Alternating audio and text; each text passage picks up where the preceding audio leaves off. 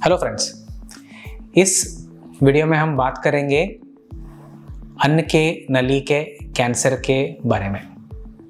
हम कोशिश करेंगे कि कारण से लेकर ट्रीटमेंट तक सब कुछ इसमें कवर करने का।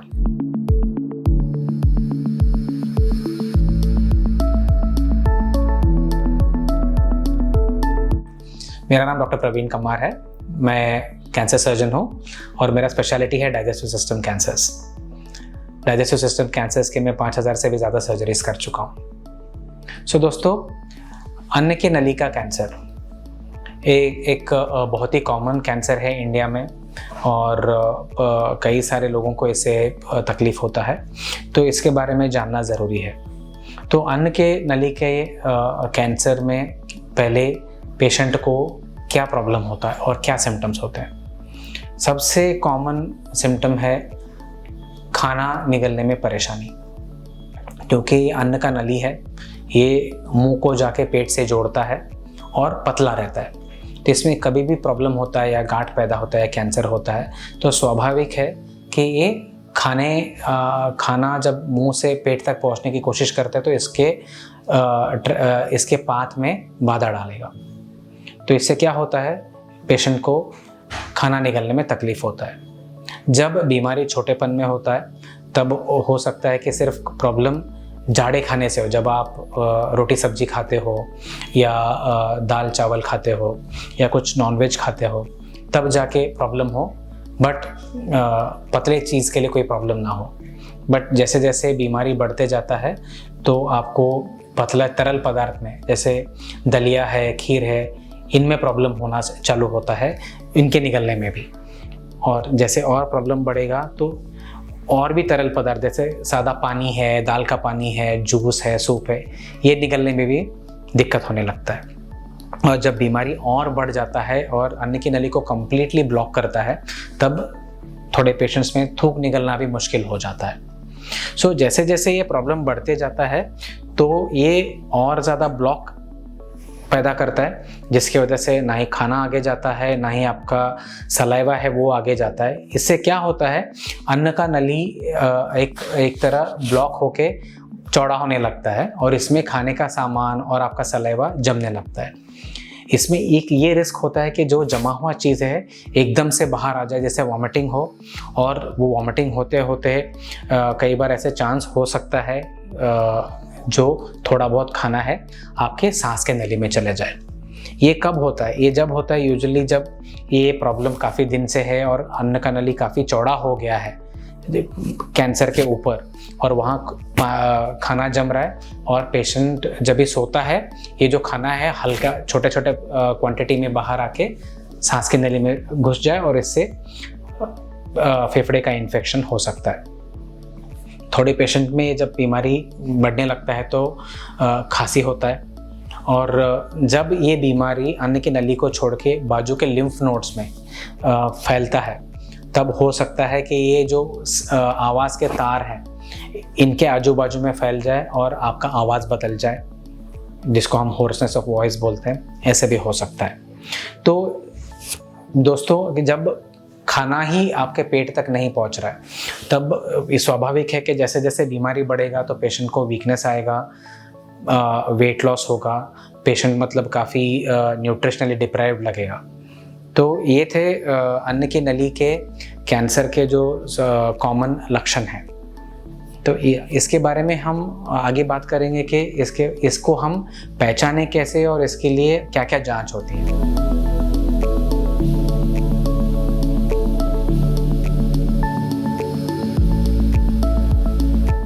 जब भी कोई इंसान को या कोई पेशेंट को निगलने का प्रॉब्लम होता है तो सबसे पहला चीज़ हम कंसिडर करते हैं एक एंडोस्कोपी करने का।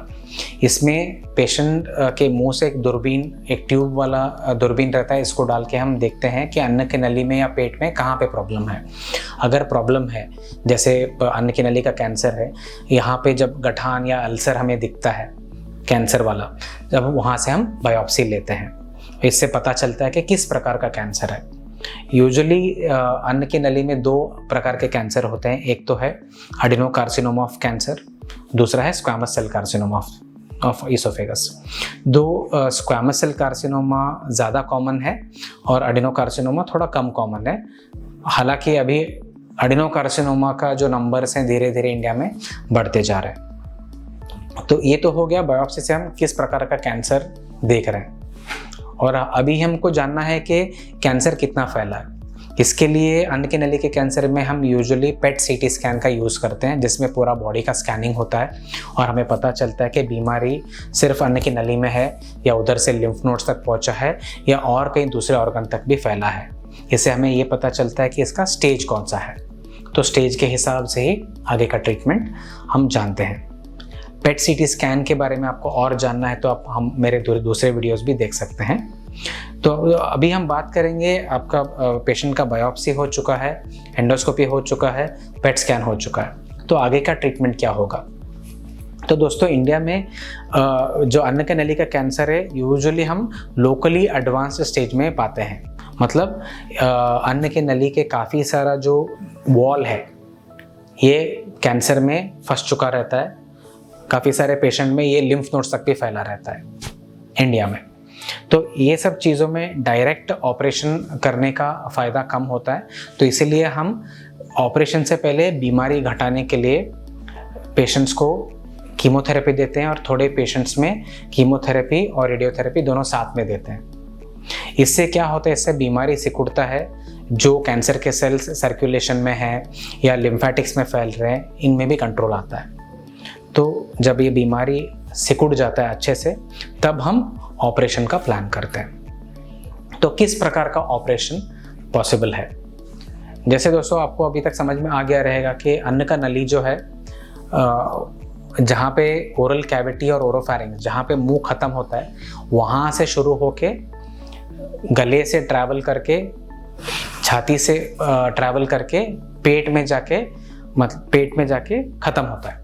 तो जब भी हम अन्न की नली का कैंसर का ऑपरेशन करते हैं तो हमें जहाँ पे कैंसर है उसके ऊपर का नॉर्मल अन्न का नली का 5 सेंटीमीटर और नीचे नॉर्मल 5 सेंटीमीटर का अन्न का नली या पेट ये निकालना रहता है। जब अन्न का नली का कैंसर छाती वाले पार्ट में रहता है तब हमें पूरा अन्न का नली निकालना पड़ता है, जिसको हम बोलते हैं 3 फील्ड इसोफेजेक्टमी। जब अन्न का नली का कैंसर पेट के करीब रहता है तब हम पेट का 5 सेंटीमीटर का हिस्सा और अन्न का नली का कैंसर के ऊपर वाला 5 सेंटीमीटर का हिस्सा काटते हैं और इसको पेट को बचे हुए अन्न की नली से जोड़ते हैं। इसको हम 2 फील्ड इसोफेजेक्टमी बोलते हैं। मेरे दूसरे वीडियोस में और हमारे वेबसाइट पे हमने इनके बारे में और डिटेल में बात किया है कि 2 फील्ड इसोफेजेक्टमी और 3 फील्ड इसोफेजेक्टमी क्या होता है, इसके सर्जरी के डिटेल्स क्या होते हैं। तो ये थे दोस्तों 2 सर्जिकल ऑप्शंस जो अन्न की नली के कैंसर के लिए हम इस्तेमाल करते हैं। ये सर्जरीज अभी हम ज़्यादा से ज़्यादातर लोगों में दूरबीन के हिसाब से, मतलब वीडियो असिस्टेड थोरैकोस्कोपिक नहीं तो रोबोटिक सर्जरी से करते हैं, जिससे क्या होता है पेन कम रहता है, ब्लड लॉस कम होता है और रिकवरी फास्ट होता है। रिजल्ट्स भी ओपन सर्जरी के इतने ही अच्छे आते हैं। तो दोस्तों ये था जब लोकली एडवांस स्टेज में हम कीमोथेरेपी या कीमो रेडिएशन देके बीमारी को कम करके ऑपरेट करना।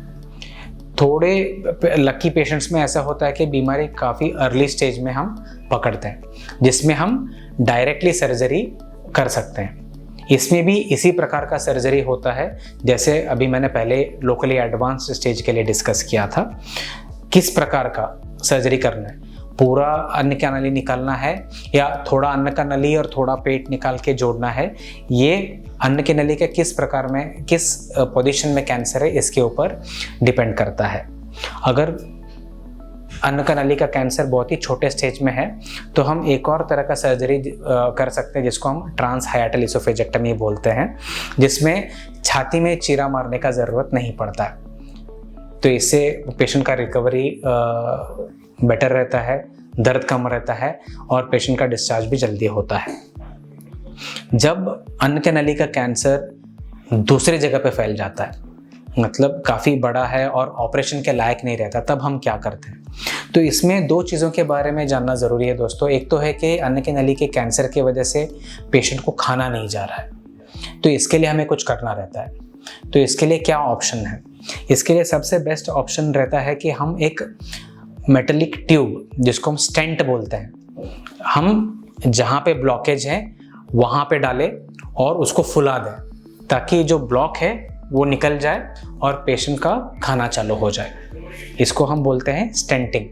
ये एंडोस्कोपी करके करना पड़ता है, जहाँ पे हम एंडोस्कोप के गाइडेंस में एक मेटालिक ट्यूब डालते हैं जो सेल्फ एक्सपांडेबल रहता है, जो ब्लॉकेज के आर पार जाके उसको ओपन कर देता है।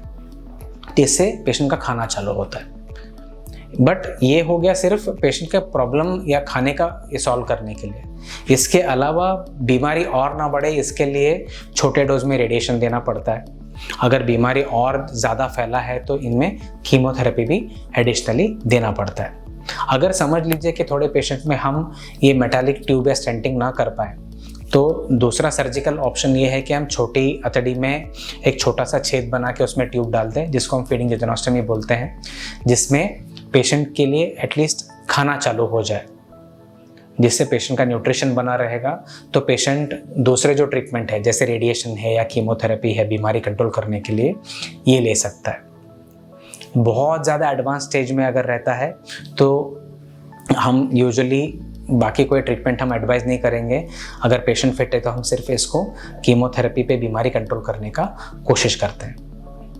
तो दोस्तों ये था अन्न की नली के प्रॉब्लम्स कैसे पैदा होते हैं, कैंसर कैसे पैदा होता है, उससे क्या पेशेंट को क्या प्रॉब्लम होता है, इसको कैसे इवैल्यूएट करते हैं, कौन से टेस्ट लगते हैं, और ब्रीफ में ये कौन कौन से टाइप के सर्जरीज हो सकते हैं और कौन से प्रकार का ट्रीटमेंट हम इस्तेमाल करते हैं।